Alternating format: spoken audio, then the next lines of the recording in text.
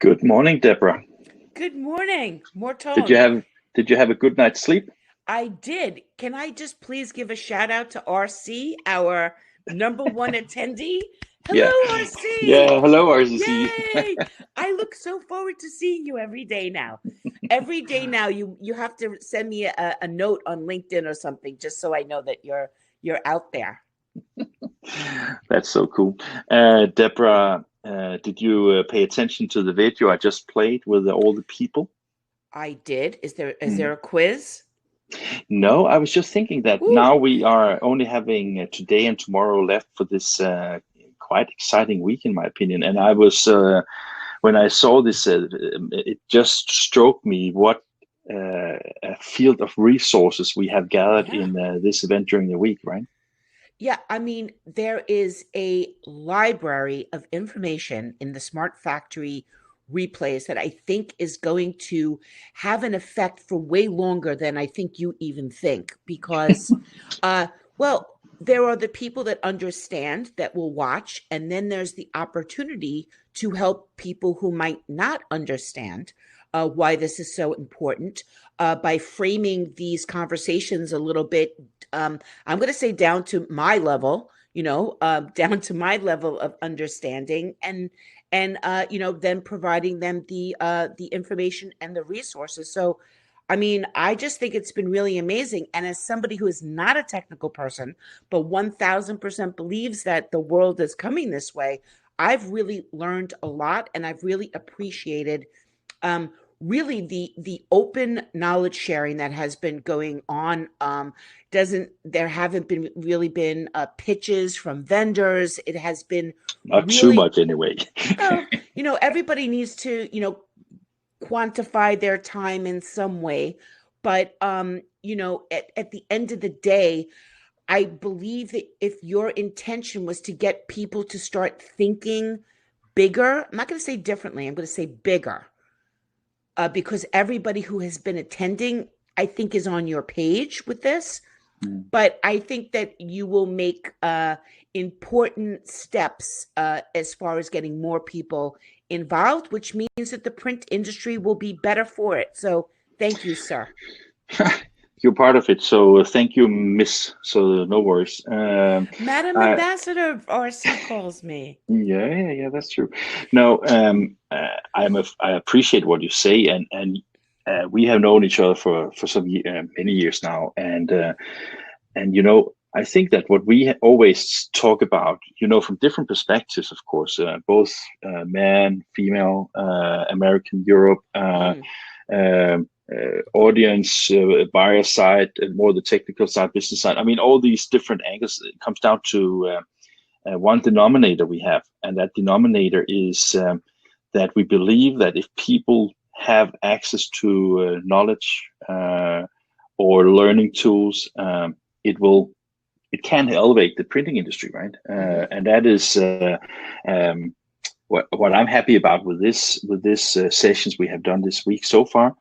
I think it's been fun, and I think it's been calm and relaxed, but still on a educational level where people, we are joking, we are smiling, we are making a little That's fun true, with yeah. things. But I think it has been so great so far to be part of. Yeah.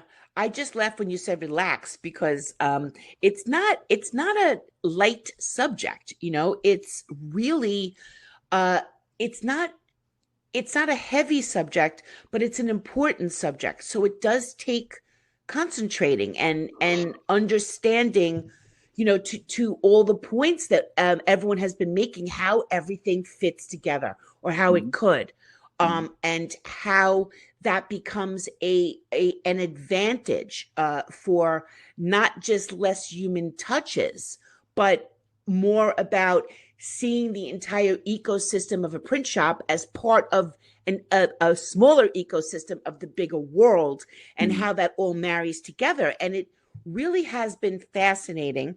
mhm, Again, that's my 30,000-foot view. Then the technical stuff comes on, and which mhm, devices and why you would want to do that, and mhm, what is the specific benefit of that. I thought the finishing conversations were really interesting yesterday, specifically because that is one of the areas I think the print industry would say that is lagging. And I say that with respect, but that's just because the press manufacturers are a little ahead of the finishing manufacturers, it seems. But based upon the Hunkler presentation, it looks like they're all starting to work together better. Was that your takeaway from that? Yeah, definitely. I can tell you that I wrote together with Mark Hunt and Hans Gut after our session yesterday, just like a thank you email, and I was a little bit disappointed with the answers I got from them. Really? Yeah, I'm going to tell you why. It's mainly because they said it was a really good talk, and it was like, we touched upon a lot of quite interesting things, but we did only get started with our presentation, so we didn't get that many slides shown. And I have been thinking about that today, because of course you want to, as a participant, you want what you have prepared, you want to take maybe from a starting point to an ending point.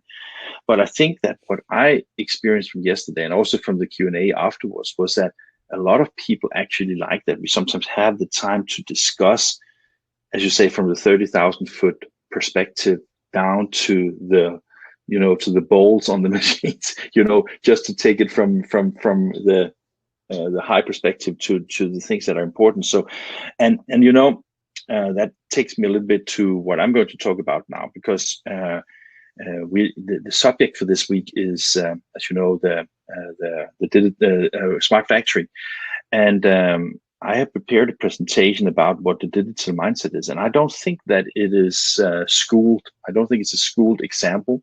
I think it's something that is something that works in my head, and maybe people will just say, he's crazy again. Or maybe they will think that there's some takeaways that you can go and do in your own company. And the funny thing about this, also in relation to who we are as people, is that the industry 4.0 does not apply to an industry, doesn't apply to printing. It's universal. It's also, when we talk about the digital mindset, something how we interact with people. Just imagine, what did you do before you had a mobile phone? What did you do? You had to go find people, knock on their door, or yeah. call them. And you got a busy signal. Remember busy signal? There was only one line. Oh, we're dating ourselves here. Yeah. And what about before the internet? Do you remember that time? Yes. Sometimes I do a presentation and I show people the yellow pages, which was a giant thing. And I was like, that became the internet. So yes, I do remember, but it was crazy. And these are just two examples from Industry 3.0 that has changed our world. And if we just think about how much that changed our lives in all perspectives, in business and in personal life, I tell you that 4.0 will take us even further. Yeah, it's insane. Okay, so I'm going to actually go behind the scenes into the chat and leave you to present. Yes, I'll leave you to yourself. If you want me to come back at the end, just let me know and I can switch back over. But otherwise, have a great presentation. And I just want to say, to your point before, these are live sessions, which I respect you for so much. If somebody only gets to the third slide, that's because there's a good conversation. There was a lot of engagement and a lot of questions in that chat, in that session yesterday. And to me, I always think that that's the most important thing. That's why somebody wants to come to a live session. So it can otherwise they could watch a video, right? Exactly. If somebody wants to present all their slides, I'm sure you can record a video and make that happen. And Deborah, just before you leave, I was just thinking about, when watching videos, all the others have given like kind of pitches to their companies and products. So, dear audience, we have more than 700 videos on INKISH.tv. So if you need videos, you can just go there, right? That's true. You could do a round two of learning about each of those individual companies. That's actually a great idea. Okay, have a great session. I'll see you in a minute. Sure, thanks. So, dear audience, welcome to my session. I'm actually not such a big fan of being a presenter on my own shows, so to speak, but I decided to do this one because it's a subject that is important to me. I think it's very important to the industry. I think it's important to mankind kind of understanding things. As you know, Deborah has always been very much involved in equality and all her sessions about men and women and how to treat each other. And you can ask yourself, why do I say this? I say that because if you, for example, look at some of the issues when we talk about inequality, is basically that is because people are on different levels. If you don't have the same opportunities, you fall behind. And if you fall behind, you may end up in a situation where salaries, differentiate in a way where it's not because of who you are, but just because how things are developing. And one of the things I'm a little bit afraid of from time to time is that if we end up having that people don't understand what technology can do to us as people in a human future, then we can end up in having different levels of knowledge and therefore also different opportunities in how to proceed.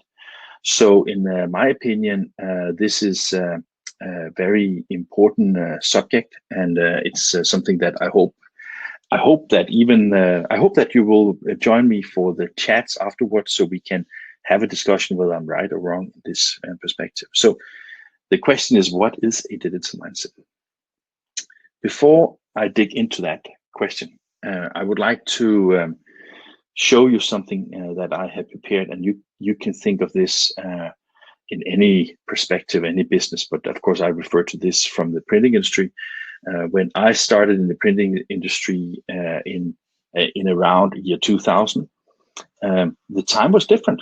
You may remember it. There was the internet was there, but it was maybe 30-40% of the populations in the developed countries that had it.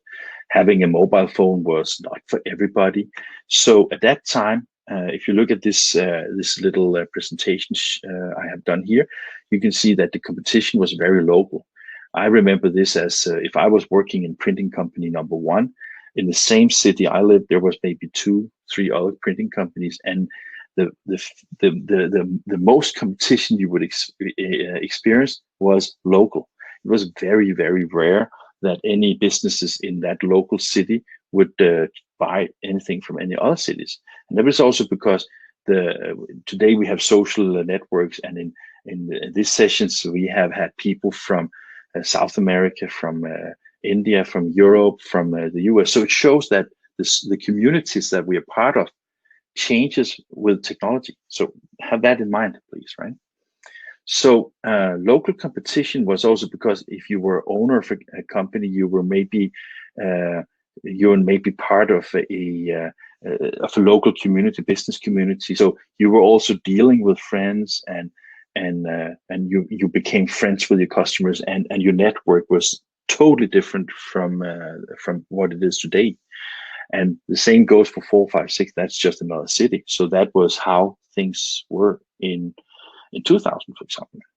At least some places in the world. I think that actually this is still applies to some parts of the world where you have maybe less automated, maybe less developed infrastructure for communication, slower internet, things like these kind of things. So this is something that I think you should have in mind. So what happened in the city I lived in?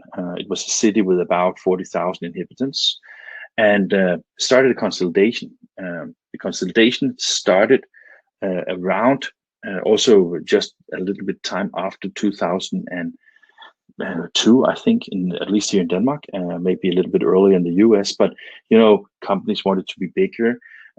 When the owners were retiring, what should they do? If the sons and daughters didn't want to take over the companies, or the competition got stronger, or you just had a need because your investments grew, then you would consolidate, and suddenly less competition in the city. And you can say that the other cities maybe was fearing that kind of consolidations. So now the competition with all the consolidations started to be more local, or more national, more state-wise. I think most of you recognize this as something that you remember, because I am pretty sure that this is something that before the internet, before web to print, before anything that we know of today was everywhere.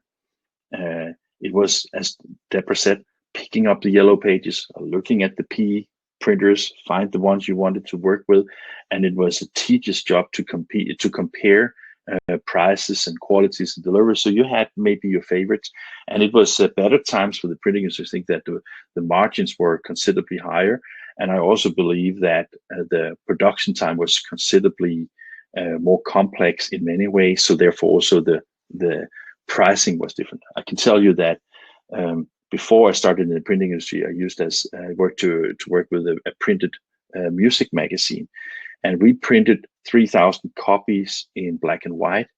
And I can tell you that the 3,000 copies we purchased at that time is probably 3 times more expensive at that time than a full color magazine in the same quantity is today.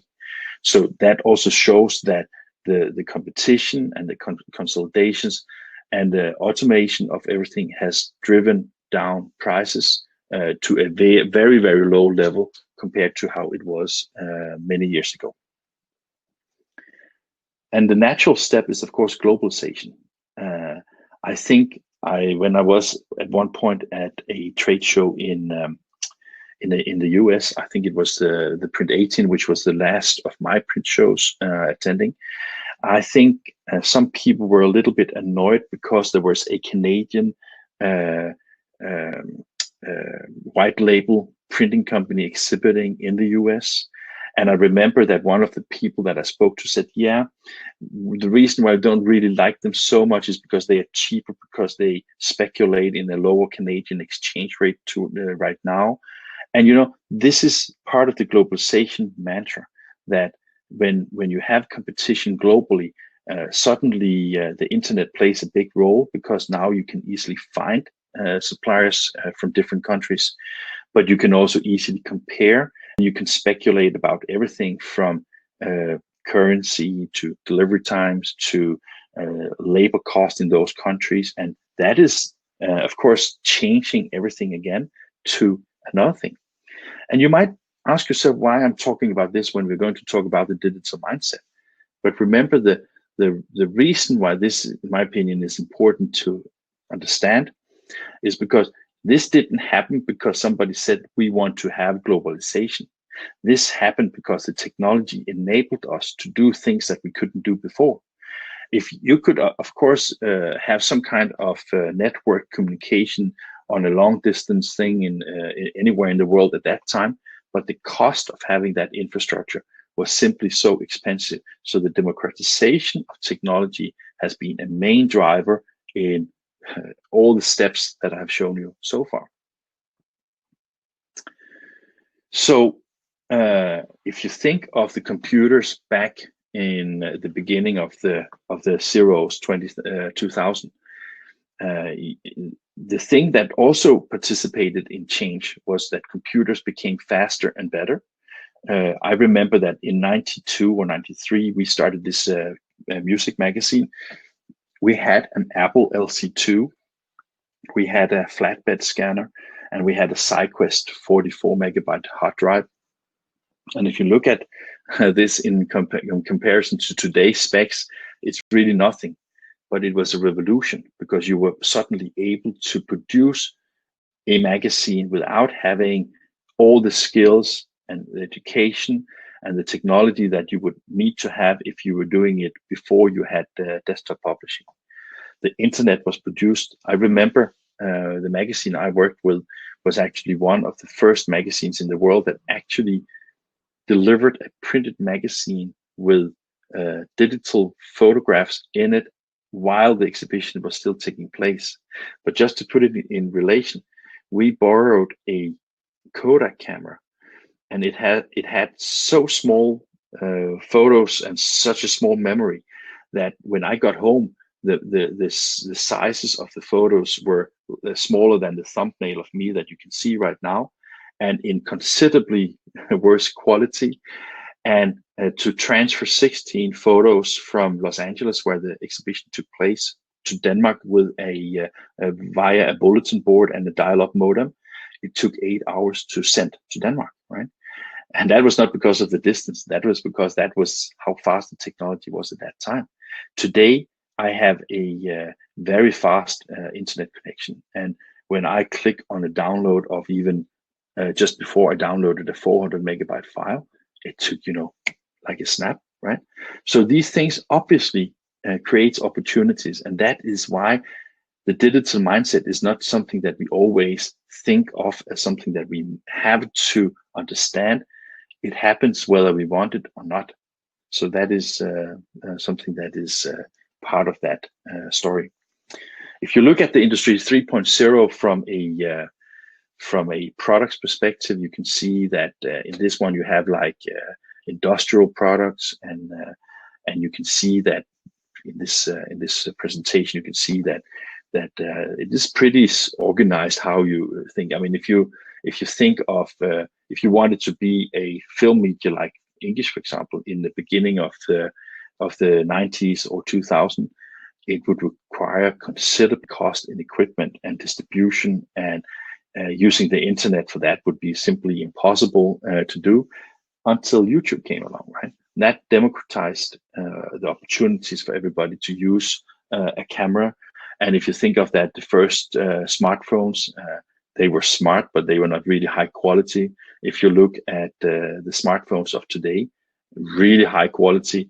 And it now starts to be something where everybody can make good films in a high quality, and they get the distribution for free. They can even monetize from it using YouTube. So again, all the business models and all the understanding of this changes because the technology is being driven forward in order to make sure that everything is considerably easier, cheaper, easier to use, more affordable, and all the things that we see here.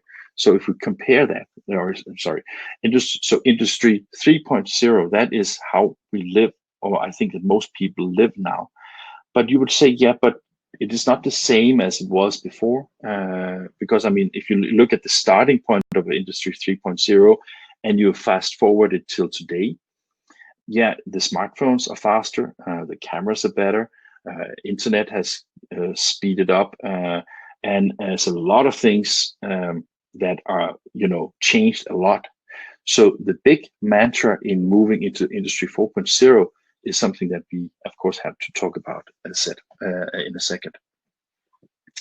As I believe that the digital mindset in industry 3.0 was a consequence of the technology developed, I also believe that the digital mindset, when we refer to industry 4.0 or the smart factory, is a consequence of the technology developed. So what do I mean? What I mean is basically that if there's no 5G phones on the market next year or now or whenever they will be widely available, if there's no internet that develops to be faster, if there's no cameras that gets better, I don't think the digital mindset is something that we will speculate so much about in the future. I think that the digital mindset is a consequence of the technology that is developed. As you know, processes gets faster and faster. That means that you get better, faster computers at lower prices, and the entry point for new people getting on board is considerably different from when I started. I think I got my first computer when I went to 6th grade. I'm 52 now, so you can imagine that it's decades ago. But that computer was a Commodore 64. It had 39 kilobytes of memory. I mean, you cannot do anything with 39 kilobytes today because that is simply impossible to squeeze anything that can work on those conditions, and everything has just become cheaper. Today it's you have cloud connections, you have everything. So everything we do is a consequence of that natural development of technology, giving us more and more power, better and better communication, starting to think about how this can be utilized into new industries and businesses. And that is why this is so important for us as printing industry. Think of this for a second. If you don't have a web to print shop and your customers are buying their flight tickets and do their banking online, and they communicate with all the people from all different ways, and they purchase the goods on Amazon, everything is online. If you are not online, what will then happen? Yeah, maybe you have such a good relationship with your customer that they will continue to work with you for some time. But at some point they may ask, so dear Mr. X, why are you not providing a service online? Because I prefer to do my print orders in the weekends, for example, or in the evenings, or when I'm vacation, or all these kind of things that are changing things. And if you look at it from that perspective, that also gives you something to think about, because with the electronics and with the new technology that available, you can think also that now how we work is considerably changing. Maybe before, in the industrialized society, you got a job at work like 7 a.m. in the morning, and maybe you went home like 5 p.m. in the afternoon, whatever. And then basically when you were home, you were off. But today, I think that a lot of people today are working on different times of a day.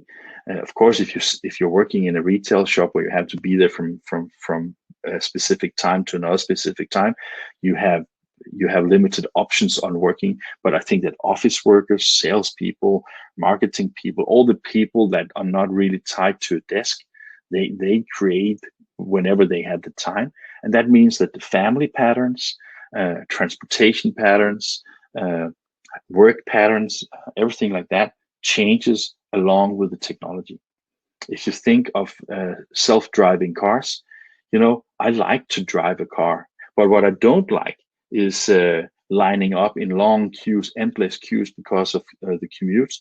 So when Tesla started to do their electric cars with their self-driving capabilities, is it because everybody wanted to have a self-driving car at that point? No, maybe not. Maybe it was something that developed with the need of being able to spend something more valuable on your time than having your hands on the steering wheel and just waiting for you getting from A to B.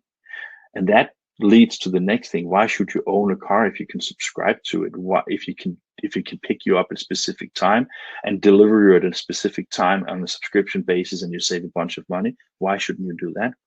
That requires a lot of infrastructure in ways that we have to build. 5G is one example.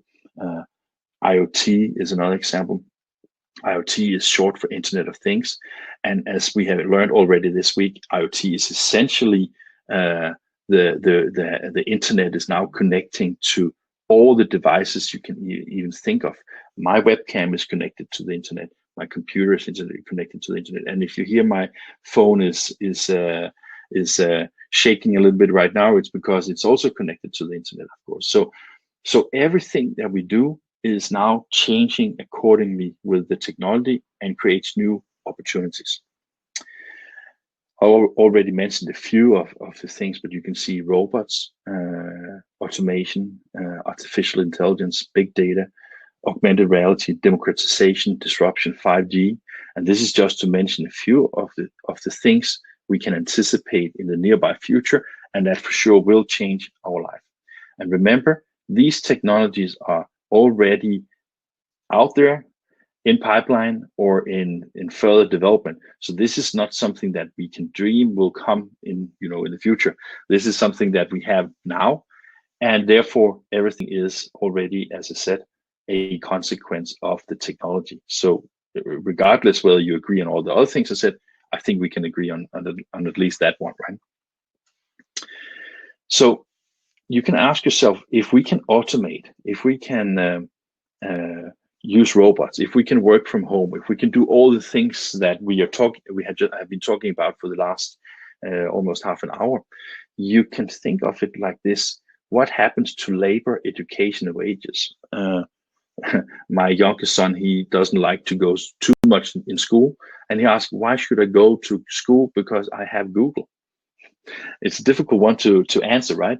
But there's a reason why, because of course Google needs to be fed with some information, of course, to do that. But you can ask yourself, what if you can have a robot doing your work? Why should you then have labor, right? Like physical labor. If you can automate a lot of processes, that will eliminate a lot of the work that we see today especially in the Western world. So you can ask yourself, what happens? Yeah, if you look at it from a simple supply and demand perspective, if supply gets high because a lot of people will be unemployed, and the demand is limited, well, the salaries will fall. And if they decrease to a level where it's not interesting to work anymore, why should people then do it? So that is at least one thing. I will get back to that question in a second, but here is the kind of same chart as you saw before, but now we're talking about Industry 4.0, where before we had a triangle where you had like the enterprises in the top and you had the industrial products in the bottom of the pyramid. You can see that we still have the same kind of services and products, but you can see that everything is connected. And with everything connected, that gives you some opportunities and something that you have never been able to think of before. Because why should you order parts for your machine if the machine can order it itself? Why should you have labor filling paper into a printing device if you can have a robot delivering it directly to the thing? Why should you order paper manually if an order could be automatically ordered from your merchant when the order comes from your app or from your web to print solution or from whatever way you get your orders? And that interconnectivity, that is the essence of what Industry 4.0 and the Smart Factory is. We will have a new opportunity where all the things that we do today with manual labor and processes that are labor intensive will be eliminated completely. And that is, to some extent, that can sound extremely stressful, because that leaves us back to the question from before: what about labor? What about salaries? What about the value that we create? The thing, and where I think maybe that is on the next slide. I will just check if I remember. No, it is not yet. But I will just answer this. Maybe I have it on the next slide. I can't remember right now. For the salaries and for the labor that we do, if we don't do things that computers can do, why should, so you can imagine that if we can be the creative ones, if we can do the art things, if we can do the out of the box thinking, if we can challenge what a computer can do from a mindset perspective, then we are also in a situation where we start to become extremely valuable.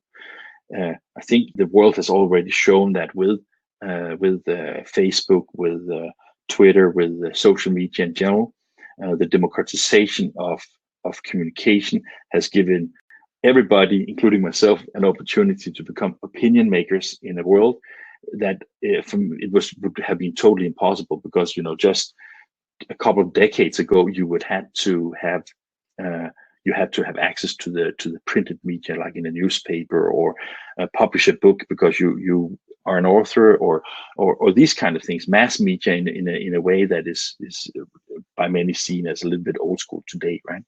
So Industry 4.0 is not just about connecting machines, but also connecting how we think. And as I write here, a digital mindset will define how industries and people will be enabled by thinking technology into processes. That means that you have to understand that when everything is connected, what kind of technology and what kind of products and services can you develop around that knowledge? Because this is not just about making your printing company smarter. This is also trying to understand your customers' need and figure out how you can connect your equipment and your deliverables together with what your customer expect. Let's say that why should you go to a website, order a print, if your customers ERP system say that we are low on this and we have this on stock and we have this we use this amount of print per whatever period, it could order it automatically, right? So all the things that we take for granted today is probably going to change, and it will probably change very fast, because one thing is for sure: we love to buy the new phones, we love to buy the fastest computers, we love to spend time on the internet. And there's another thing, that is there's a class of people, I'm not saying in every country, but I think in most countries, that are working less than they have ever done before. So the free time or the spare time they have will have to go into something. And the more you use technology in order, you will be profiled. You will be automated in all the process that you can think of, and that is a totally other story to talk about. But that is also something that at some point needs to come. Okay, here came the slide. So the real value comes from things that can't be made by a machine. So remember, when you tell your kids to go to school and have a good formal education, that might be something that will change dramatically in a short time. I can give you an example. One of the industries that are expected to be very automated very fast is, for example, the law business. Lawyers and attorneys and all that juristic work is something that is rule based. Basically, you can say that if you have been speeding and there's a camera that has taken that on a camera, you will get a fine, right? And if your car has told the camera that you were driving more than you were allowed to, there's no question that you will be fined. So why have anybody involved in that process? Because again, that is something that can be easily done by machine. I'm pretty sure that some law firms and some lawyers will think that they are indispensable because they have to be the creative ones, how to navigate outside the law, sometimes in illegal ways. But that is, again, questioning whether computers will be able to much better and faster identify when people are doing things. And of course, we can always ask ourselves, is that something we want, or is it something that we don't want? That I will leave up to you for now, at least. There's a saying, and it's been mentioned a couple of times during this week already, everything that can be digital will be digital. So think about your own processes, think about your own company, and think about, okay, what could potentially become digital in any company that you are working with and relate to, just to be sure that you're not taken unprepared in that setup kind of things, right? So again, creativity, being smart and disruptive, will be in high demand. People that can think out of the box, people that can, build new things, new ideas, new ways of utilizing this technology. These are the people that you should get hold on. And they may come from different places. They may not have formal degrees. They may not have. It could be an artist. It could be a young person that just have a good skill set in his DNA, basically, right? So I'm just saying that a lot of things are changing, right? So what is a digital mindset? I have looked up what other people say about it as well. So I looked at the magazine Forbes, and they describes it like this: leaders find the works and replicate it. Leaders see adopting new technology as a strategic, not just operational move. Leaders don't take a wait and see attitude. Leaders are firm believers in upskilling employees on a continuous basis. Leaders don't believe in boundaries when it comes to both technology and human potential. There's a reason why I don't comment on this one, because you can see for yourself, and you can make up your own mind whether you agree or disagree with this one. Because what I have tried to do with this session is to, let me put it this way, I tried to give you some thoughts that you should be possible to make your own opinions about what you think this technology will do to your company, to your thinking, and how you see the future. And then I looked up a little bit, because I thought that, okay, let's look at something that is not as known as Forbes, because that is probably very well educated journalists and reporters that have been formulating this. So I looked up, it was almost a random website. It's something called Learnovators, and they say it's about an agile approach. It's comfort with ambiguity. It's explorer's mind. It's a collaborative approach, and it's embracing diversity. And if you look at these words, I tend to think that these words may be better describing what I also believe is part of the good challenge of Industry 4.0 and the digital mindset. And that is, we have to work together. We have to invent together. We have to consume products and services together.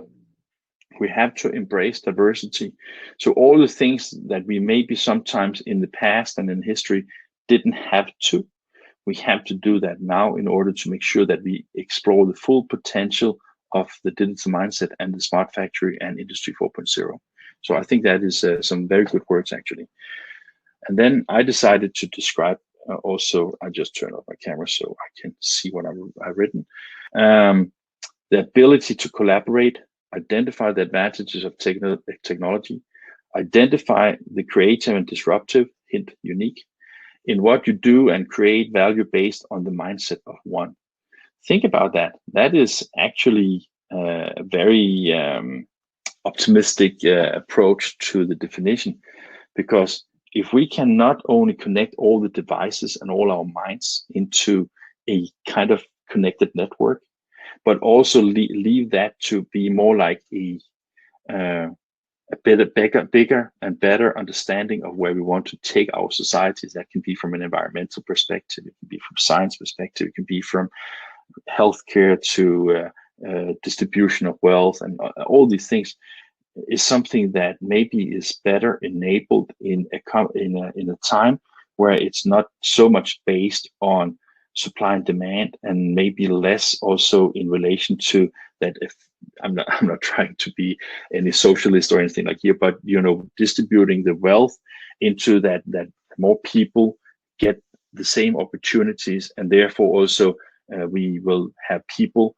that can deliver and develop products and services to the better good for the entire population in the world. So my suggestion is to remember that a digital mindset is a consequence of what we are seeing right now.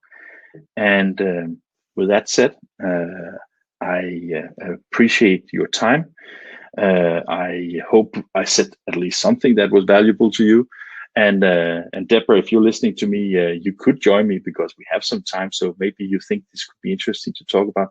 I promise, Deborah, that this would not be very much about technology and something that relates to all industries. And I hope you like that. Let me see, at least we got our good friend RRCC with a question, I think. Just turn off the... So let me see what he's writing here.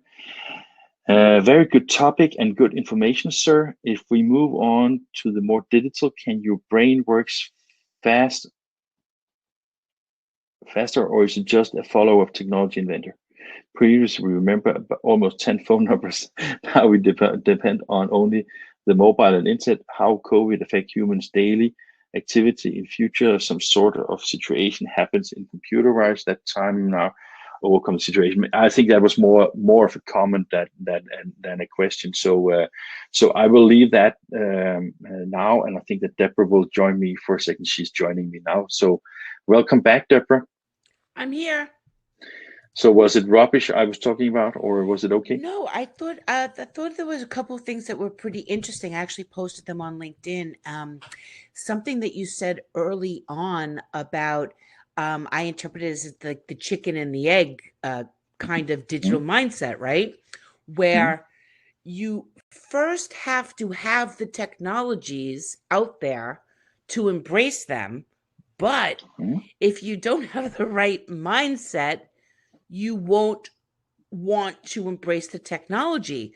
So it becomes a really interesting conversation. And it stood out to me because when texting first started, and I don't know if you remember, there weren't smartphones, so you had to go like AAA, BBB, do that. I remember. Yeah. And people were saying, text me, and I'm looking at my phone, I'm like, why in the world would I sit here, AAA, BBB, when I could just call you? It makes no sense.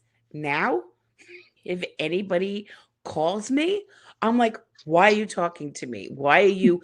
I've embraced it so much that I don't want to talk to people. And, unless it's important, and it becomes part of my new workflow in the ability to get back to somebody when I want to get back to them, as opposed to them just calling me and I have to stop everything I'm doing. So it really hit home for me that you made that comparison, and I actually posed it as a question on LinkedIn, and I do hope that people chime in which is has to come Could be first. fun, So yeah. yeah, I thought that was interesting. The other thing that I thought was really Can I just answer to your things of before? course. Yeah. Because you're right. It could be like a chicken and the egg discussion. The reason why I think of this as a consequence of technologies, I think that sometimes, for example, when Steve Jobs invented the iPhone, right? I'm not sure that he had any idea about the consequences about his inventions. Right. So when you invent something like a smartphone or disrupt the market by inventing something that you didn't even think of, I think the nature is that sometimes you cannot do um, iteration after iteration to get to the point where you believe it take over the world. Sometimes it comes because when they opened an app store on the mobile phone market, that exploded because it democratized the ability to distribute, right? Like YouTube is democratization. Democratization. Look, Democratization. Yeah. you speak 20 languages. We'll let Yeah, yeah, that go. yeah. So the ability for people to share films on YouTube. I know that it started with cat videos, and I know there's a lot of funny and cat videos still, but it has opened up for a lot industry. I heard a documentary on CNBC last week talking about how much YouTube has changed the world. That literally people have started their channels and have become millionaires Yeah. overnight because they are so good at getting content delivered that people want. And so the chicken and the egg discussion is definitely a fair way to see it. But I think you should see it also like it's iterations of technology, and based on how the companies develop these technologies are able to capture the mood from the people using the technology. That is where the next direction comes. And if you look at Yes, if you look 100%. at one of the things I forgot to mention, which is a very important part in the new ways of doing things, is the gamification factor. As an example, which is quite fun to think of, if you think of 3D and 3D print, which is like really starting to take off in many industries, and also even at homes where people are buying relatively cheap 3D printers to do this thing.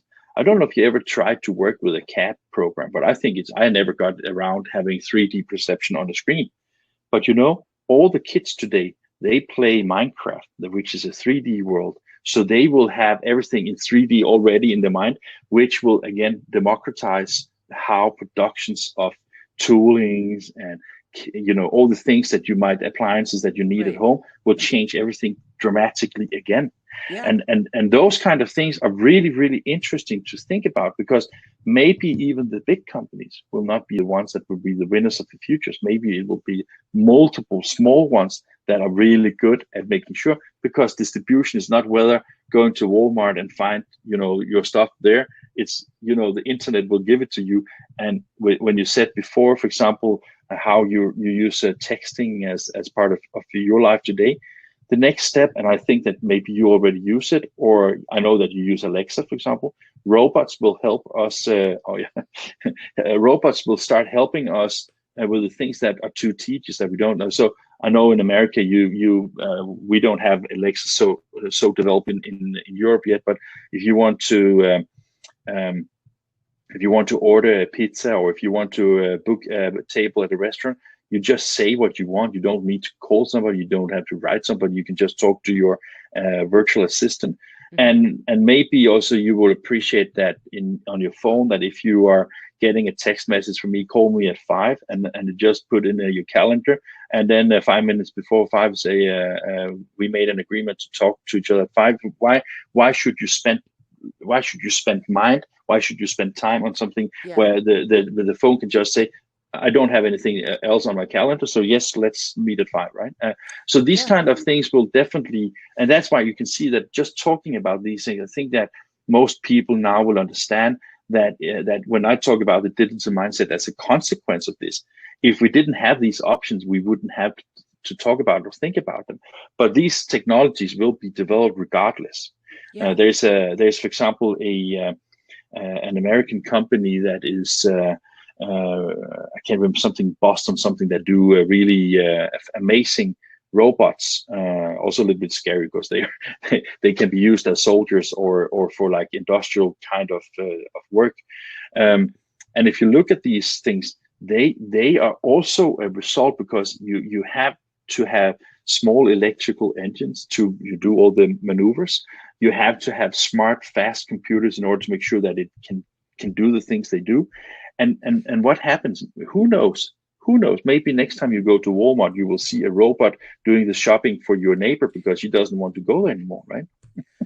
I'm just saying. Yeah, I mean, but to a point that you made just a moment ago, um, I believe that the companies that will really be at the forefront of these technologies are the ones that listen and pay attention to how people are actually using what they put out in the world. And there's a big difference when engineers create things and then when regular people use them. And, it seems that there's a real opportunity now for a whole generation of beta testers in the printing industry to work with the manufacturers and say, look, one of the press manufacturers had a big launch at Drupa, and what it came back was that all the operators were like, well, why is this button here? This button here makes my life very difficult, and I have to reconfigure my print shop. And if the button was just here, it would change everything. And they moved the button because they weren't thinking of it from a user standpoint. So we're in an incredible moment of time here. But to your point about the digital mindset, try everything, experiment with everything. And yes, voice first technology, which is what you're speaking about, is coming in is going to be first. I mean, it's already here. But I'm even seeing more things that I've been learning at these conferences that I've been going to from Bradley Metrock. Everybody should look him up on LinkedIn and connect with him. All of the things I've been hearing for the last 2 years, I'm starting to see come to life now. So, and having voice connected to put my press on, check this file for me. Where's this printer located? Just bringing it back to the printing industry, is coming. And the first step is exactly this presentation. It's being willing to embrace the fact that everything is going to fit together. So how can you make your world fit into that? And how can you, make purchases and business plans that include at least researching some of these opportunities that are going to come up. I want to be mindful of the time because I know we have another session. Did you answer RC's question? Because I can't see it anymore. It is there, and it was more of a comment than a question, I can see. So thank you very much, RC. RC. You have to put a name on, sir. We cannot pronounce it. We're just calling him RC now. I like RC now. Okay. Yeah. Deborah, we have a very interesting session in 8 minutes from now.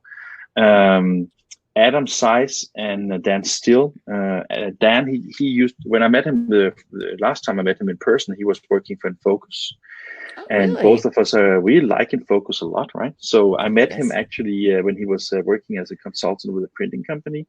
And Adam Size is responsible for actually some of the workflow of a very nice printing company that we have been with together with InFocus. Maybe a year ago now, I think. Wow. So they're going to talk about what kind of considerations as a printer they have in investing into new technology, how they think of making sure that it works together and all these things. And I think that this is a topic that is interesting because, these conferences, we have a tendency to think about from a vendor's perspective and what they want to tell us. And I think it's sometimes so interesting to hear what actually works when you think of it from a printer's perspective. And I hope that a lot of printers will attend. I hope a lot of printers will at least see the replays when we get to that Yeah. point, because I think I hope it will be very educational. So why don't you go to the other room, and I Sure. can see that you have already posted the link here. Well, for all, yes, that link will leave everybody to all the registrations for the next you know, session. But I I'm will gonna. do a Okay. little servicing here. So I just do like this. Guys, if you click on that Oh, link, you that's will go easier. directly to the registration page. And I can even do like this. Now you will be prompted to go there, right? Oh, there you go. So Okay, it's the I'm simple way. gonna run over in case anybody is in there. But a great session. Thank you, Morten, for sharing that information with Thank everybody. you for your time. So let's play the two videos. We have one with the people, which I will play again because I like it so much. And then afterwards, a very warm thank you to the sponsors. So I hope you will join us in the next session. So thank you very much for this opportunity to talk to you for now, at least.